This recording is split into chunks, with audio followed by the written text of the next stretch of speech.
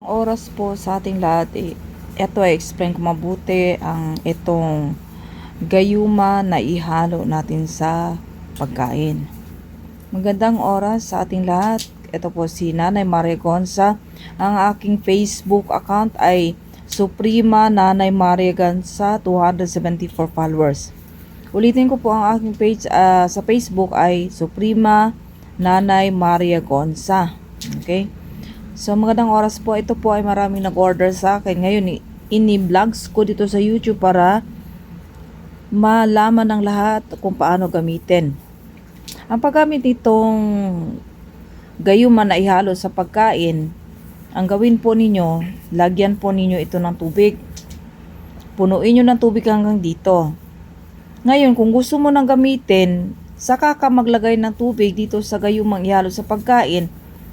Kung ipapainom mo na sa iyong partner o sa iyong nais. Halimbawa, parating na si boyfriend mo, girlfriend mo.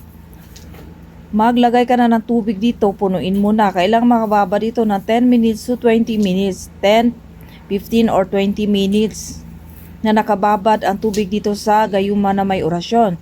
Kasi po, para yung orasyon ay gumapang papunta sa tubig. Ngayon, paano mo ito ibigay, ipakain, ihalo? Ang pagdating nito, ang paghalo nito sa pagkain, people, ihalo mo po to sa inumin, pwede sa mineral water, sa juice, sa sabaw, sa beer, sa alak, sa soft drinks. Kasi mineral water lang din ang ilagay mo dito. So ngayon, bago mo siya, napuno mo na to ng tubig, mag-wish ka. Pwede mo rin buksan, pwede rin hindi. Ngayon, mag-wish ka dyan kung anong nais mo doon sa iyong partner, sa iyong boyfriend, sa iyong girlfriend, sa iyong kabit, whatever. No? Para maintindihan mo. So kung naintindihan mo, gora na. Pero kung hindi mo naintindihan, ulit-ulitin mo itong pakinggan. Kasi ayoko po mag-explain na mag-explain. Ulitin ko po sa inyong lahat, ang gayuma ay hindi agad-agad na gagapang. Mayroong gayuma na agaran. Pero pag ang gayuma ay gagamitin mo sa kasamaan, hindi po ito gagana.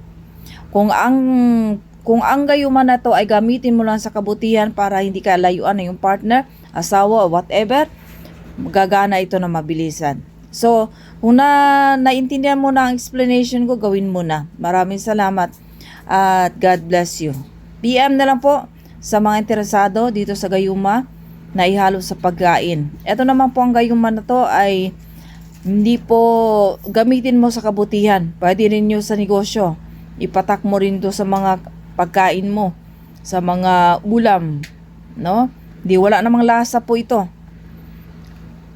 Basta gamitin mo lang sa kabutihan. Ang aking page sa Facebook ay para maka-order po kayo ay Suprema Nanay Maria Gonza, 274 followers. Okay? God bless you.